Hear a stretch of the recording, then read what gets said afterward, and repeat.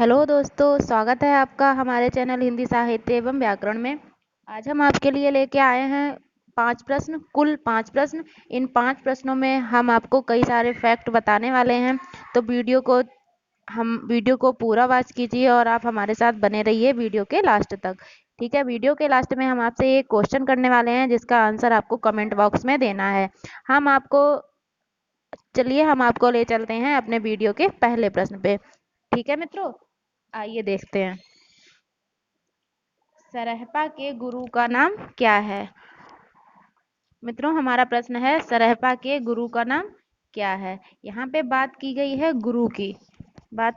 गुरु की। तो आइए हम बहुत सारे गुरु और शिष्य आपके लिए लेके आए हैं, देखते हैं। ये देखिए ये है सब्रपा। ठीक है, सरहपा जो है ये क्या है, सब्रपा के गुरु थे।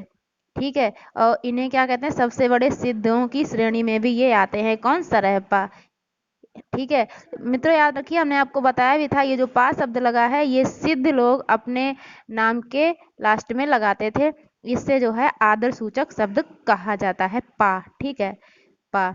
तो आगे आप देखिए, सब्रपा जो है लुइपा के गुरु हैं, यानी लुइपा शिष्य हैं, सब्रपा गुरु हैं। लुइपा के गुरु का नाम क्या है?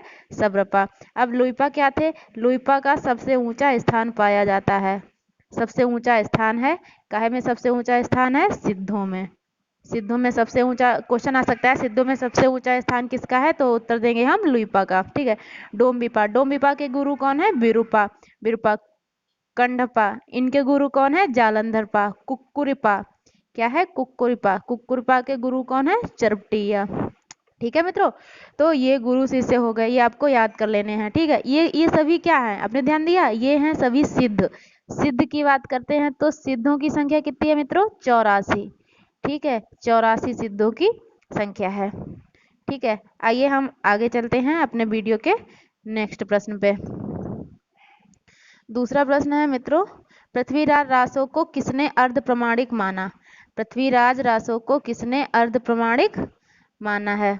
तो किसने अर्ध प्रमाणिक माना है? इसमें माना है हजारी प्रसाद द्विवेदी ने, लेकिन पृथ्वीराज रासो की बात की गई है।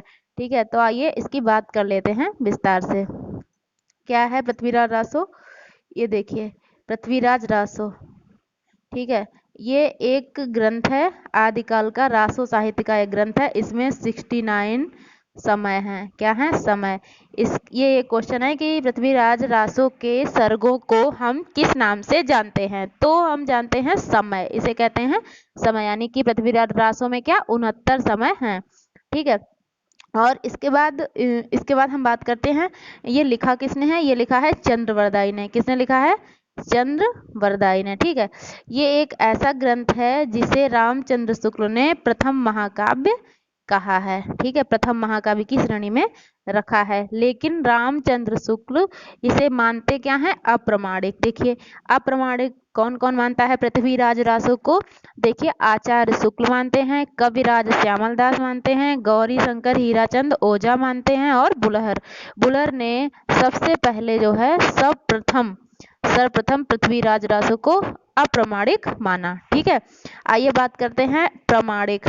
प्रमाणिक कौन कौन मानता है? पृथ्वीराज रासो को श्याम सुंदर दास प्रमाणिक मानते हैं, मिश्रबंधु प्रमाणिक मानते हैं, मोहनलाल विष्णुलाल पंड्या प्रमाणिक मानते हैं, कर्नल टाडवी प्रमाणिक मानते हैं। ठीक है, आगे बात करते हैं अर्ध प्रमाणिक। ठीक है, पृथ्वीराज रासो को अर्ध प्रमाणिक मानने वाले विद्वान को क्वेश्चन ऐसे बनता है कि आचार्य हजारी प्रसाद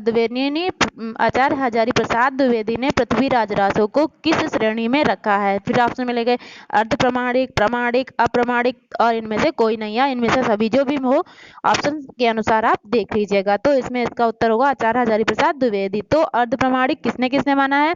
मुनि जिन विजय ने माना अर्ध प्रमाणिक, हजारी प्रसाद द्विवेदी ने माना, सुनीति कुमार ने माना, और डॉक्टर दशरथ ओझा ने पृथ्वीराज रासो को अर्ध प्रमाणिक माना, जो कि रासो साहित्य का ग्रंथ है। इसकी नायिका कौन है? हमने आपको बताया था, इसकी नायिका है संयोगिता। ये क्वेश्चन नेट के एग्जाम में पूछा गया है। ठीक है, आइए आगे चलते हैं। नेक्स्ट क्वेश्चन पे। नेक्स्ट क्वेश्चन है हमारा, बीसल देव रासो की नायिका का नाम क्या है। प्रश्न है हमारा, बीसल देव रासो की नायिका का नाम क्या है। क्या है इसकी नायिका का नाम? इसकी नायिका का नाम है राजमती। क्या है? राजमती। ठीक है। अब ये लिखा है मारवाड़ी। मारवाड़ी किसकी नायिका का नाम है? तो आपको बता दें, मारवाड़ी जो है ढोला मारूरा दूहा, ये एक जो है प्रेम ग्रंथ है।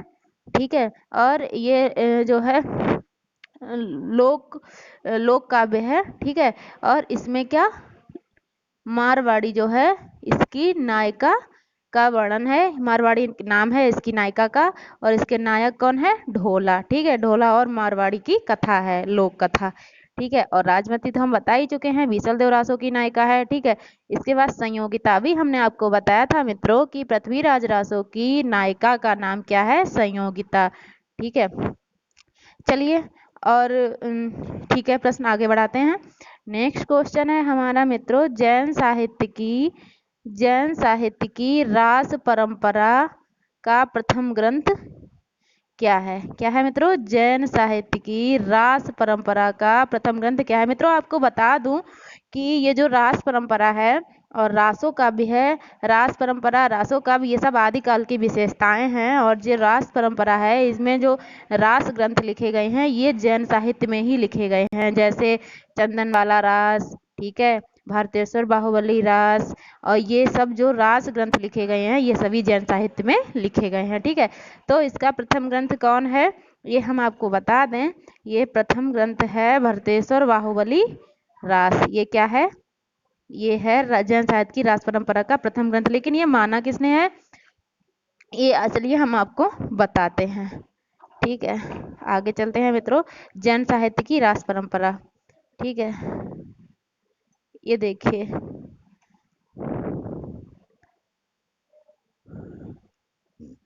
ठीक है, जैन साहित्य की रास परंपरा का वो वाला ग्रंथ तो हो ही गया। ठीक। इसके बाद ये नेक्स्ट उत्तर था श्रावकाचार। ठीक है। श्रावकाचार क्या है? श्रावकाचार जो है, एक मिनट, एक सेकेंड मित्रों, अभी हम आपको ले चल रहे हैं। हाँ, ये देखिए, जैन साहित्य की, हाँ, तो ये भारतेश्वर बाहुबली की बात हमने कर ली। ठीक है। अभी आता है श्रावकाचार। श्रावकाचार क्या है? चंदन वाला रास क्या है? स्थूलवध रास क्या है? इनके बारे में हम आपको डिटेल से समझाते हैं। ठीक है। श्रावकाचार बात करते हैं, श्रावकाचार। ठीक है। श्रावकाचार क्या है? इसके लेखक कौन है? देवसेन है। किसके? श्रावकाचार के। श्रावकाचार के लेखक कौन है? देवसेन। और ये कब लिखा गया है? 933 ईस्वी में। ये याद कर लीजिए, ये याद कर लीजिए। क्यों? क्योंकि ये प्रथम लेखक हैं और इनकी प्रथम कृति मानी जाती है। ठीक है। ये, और इसमें क्या काहे का वर्णन है? इसमें गृहस्थ के कर्तव्यों पर विस्तार से चर्चा की गई है। किसमें? श्रावकाचार में। और इसमें जो है पूरे श्रावकाचार ग्रंथ में दोहा छंद का वर्णन है। ठीक है। 250 दोहों में, मात्र 250 दोहों में श्रावक धर्म का वर्णन किया गया है। श्रावक धर्म किससे संबंधित है? गृहस्थ लोगों से संबंधित है। ठीक है। आइए नेक्स्ट बात करते हैं चंदन वाला रास। क्या है मित्रों? चंदन वाला रास। इसके लेखक कौन है? इसके लेखक है आसगु। ठीक है। ये कब लिखा गया है? 1200 ईस्वी के लगभग ये लिखा गया है। ठीक है। और ये इसमें क्या है? ये 35 छंदों का लघु खंड काव्य है। ठीक है। 35 छंदों का लघु खंड काव्य है। ठीक। इसके बाद आता है स्थूलभद्र रास। ये सभी जैन से संबंधित ही हैं। जो जैनियों ने अपने जो साहित्य ग्रंथ लिखे थे, रासक ग्रंथ, उन्हीं से संबंधित है सभी। ठीक है। अब ये क्या है? स्थूलभद्र रास। स्थूलभद्र रास किसने लिखा है? जिनधर्म सूरी ने। किसने लिखा मित्रों? जिनधर्म सूरी ने। और ये कब लिखा है? 1209 ईस्वी में। कब लिखा है? 1209 ईस्वी में। ठीक है। तो चलिए आगे बात करते हैं। ये देखिए, नेक्स्ट क्वेश्चन है, क्या है? हाँ, ये देखिए, नाथ साहित्य के आरंभकर्ता कौन थे? नाथ साहित्य के आरंभकर्ता कौन थे मित्रों? तो ये थे गोरखनाथ। गोरखनाथ को माना जाता है आरंभकर्ता। ठीक है। कहीं कहीं पुस्तकों में मत्स्येंद्र नाथ भी दिया है। ठीक है। लेकिन ये आरंभकर्ता नहीं थे, लेकिन ये गोरखनाथ के गुरु थे। कौन? मत्स्येंद्र नाथ। कौन थे? गोरखनाथ के गुरु थे। लेकिन डॉक्टर नगेंद्र की बुक में साफ साफ लिखा हुआ है कि नाथ साहित्य के आरंभकर्ता कौन माने जाते हैं? गोरखनाथ माने जाते हैं। ठीक है, आइए नाथों के बारे में कुछ बात कर लेते हैं आपसे। देखिए, नाथ साहित्य जिस तरह से हमने आपको बताया था, सिद्ध कितने थे?